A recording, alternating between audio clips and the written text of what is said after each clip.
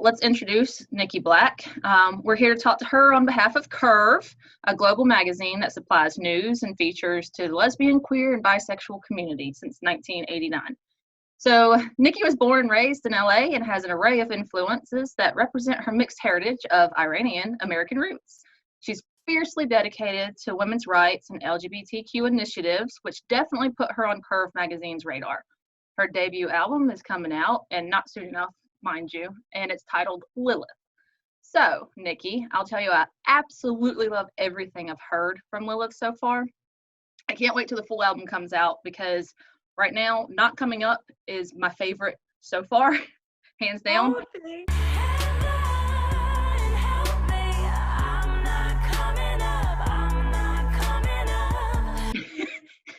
But however, it's rare that I thoroughly enjoy every song on an album, but this looks like it's gonna happen so far. I got to hear Ego.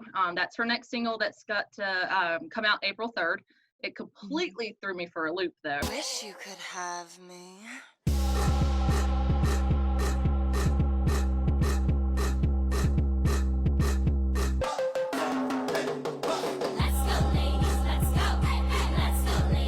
Because everything else was, sultry and sexy and badass, and then bam, it's like you managed to give us a song that put me in the middle of a dance floor in the like most fabulous club, but still have that dark, haunting style. Anyways, it was damn awesome. So, I think I've gabbed enough about your upcoming album. What did I miss that you want to throw in there?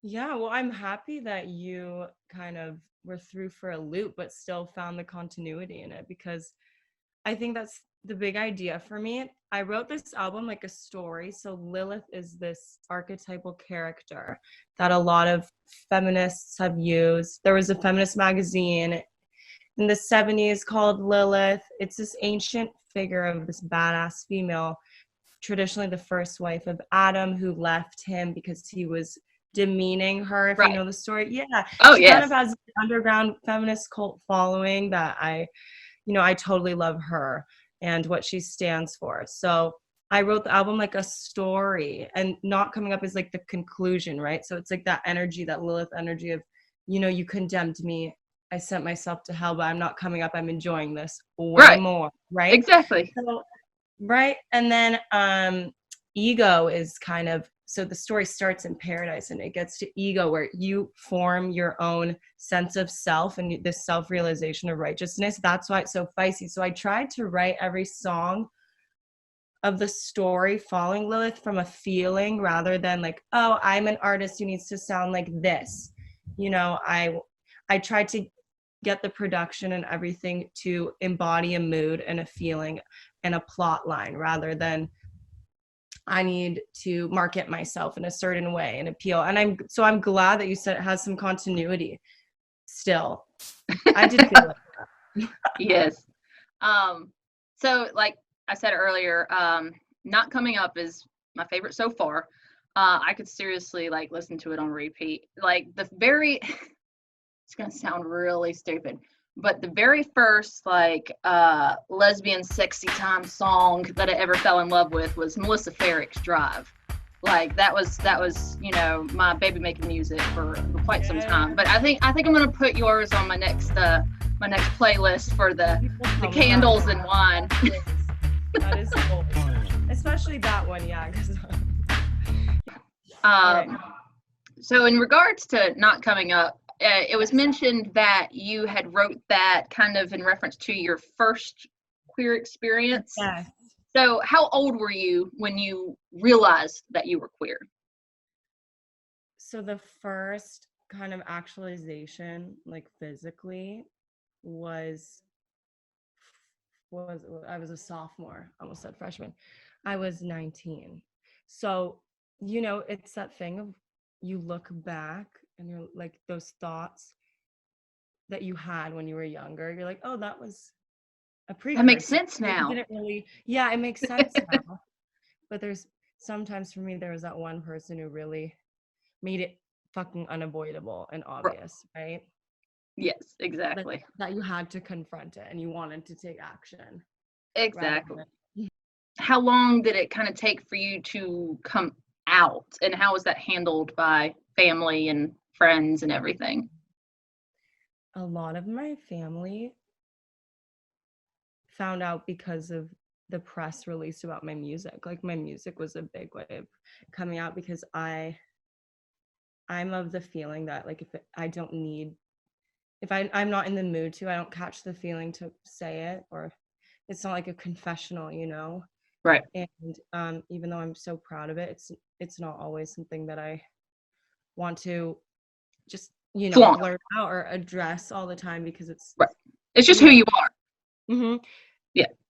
I think I went through phases. Like the beginning, it was like way more vocal, you know, because it's like that consciousness awakening, and you're like, Oh yeah.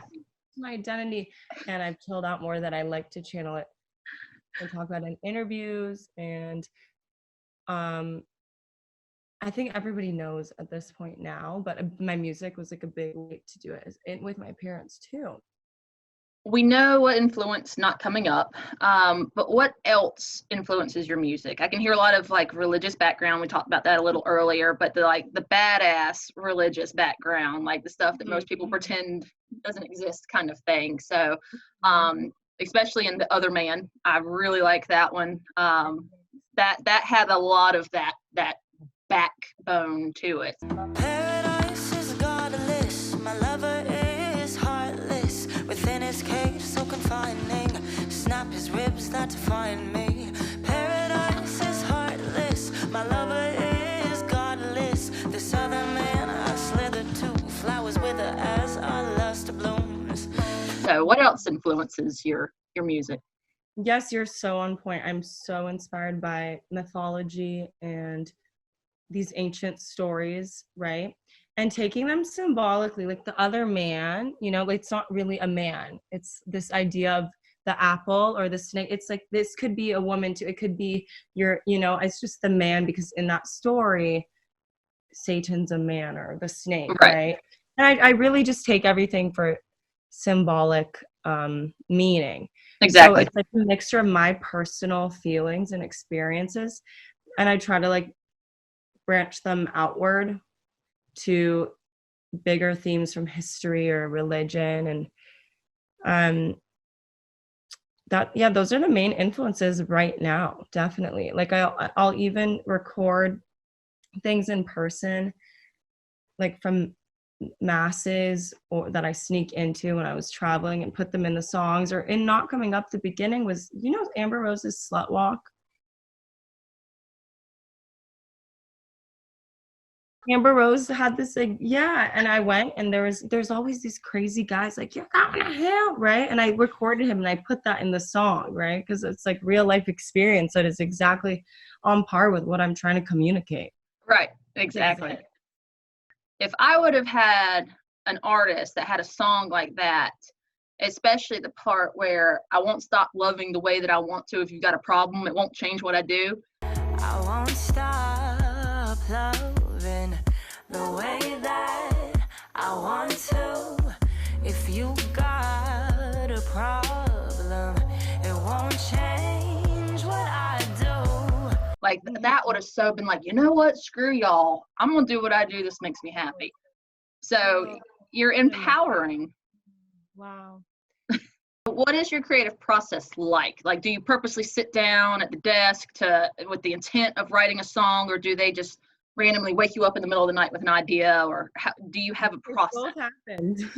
They both happened. I play piano, so a lot of it comes when I'm sitting at the piano, kind of like in symbiosis with each other. And then some of it's like lyrics will strike me.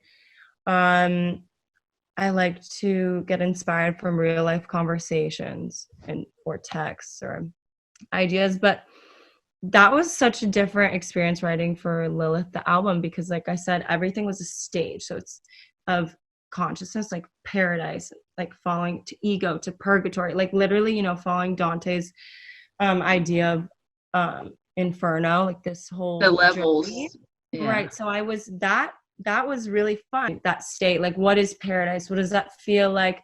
What are the images? Okay, angels, Garden of Eden, you know, so specific things like that. So it was super fun. Yeah, and then I like being still like modern day and age, you know, like phrases that we would say that are, you know, also conversational. Right.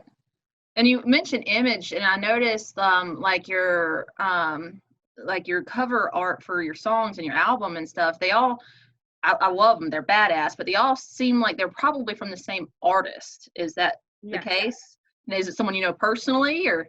Yes, she's such a good friend. Her name is Gwendolyn Jill. That's her artist name. And she's another just awake, amazing queer artist, queer femme artist. Awesome. And her work, she channels it. It's insane.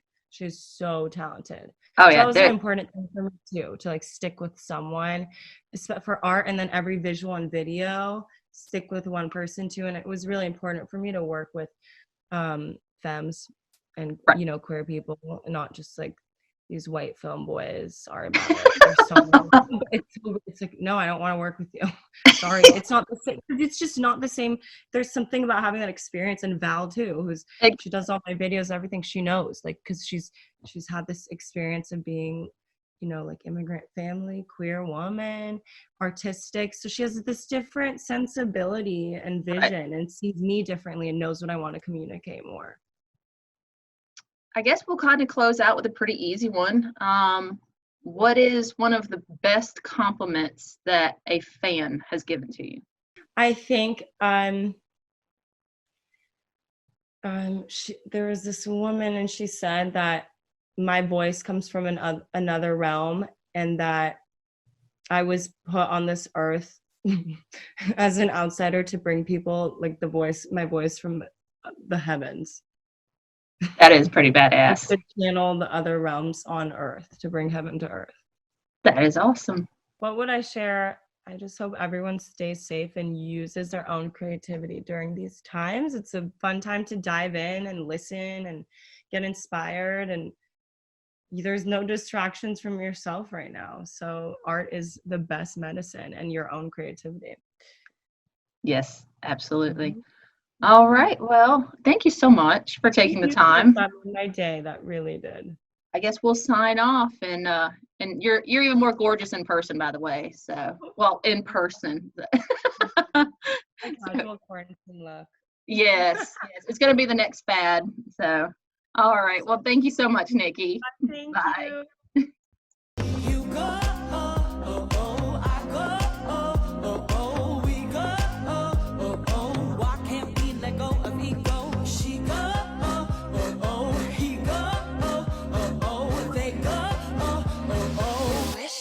Have me.